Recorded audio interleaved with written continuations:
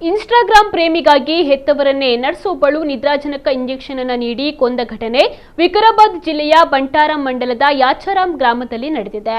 54 ವರ್ಷದ ಲಕ್ಷ್ಮಿ ಮತ್ತು 58 ವರ್ಷದ ದಶರಥ್ ಮೃತಪಟ್ಟವರು.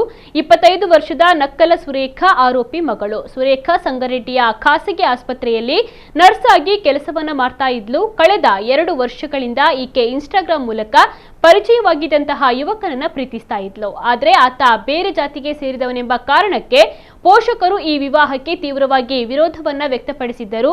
ಇದರಿಂದ ಕೋಪಗೊಂಡ ಸುರೇಖಾ ತಾನು ಕೆಲಸ ಮಾಡುತ್ತಿದ್ದ ನರ್ಸಿಂಗ್ ಹೋಮ್ನಿಂದ ನಿದ್ರೆ ಮಾತ್ರೆಗಳನ್ನ ತರಿಸಿದ್ದಲ್ಲದೆ ಅನುಮಾನ ಬಾರದಂತೆ ಮೈಕೈ ನೋವಿಗೆ ಔಷಧಿ ಎಂದು ಸುಳ್ಳನ್ನ ಹೇಳಿ ತನ್ನ ಹೆತ್ತವರಿಗೆ ಅಧಿಕ ಪ್ರಮಾಣದ ಇಂಜೆಕ್ಷನ್ ಅನ್ನು ನೀಡಿದ್ದಳು.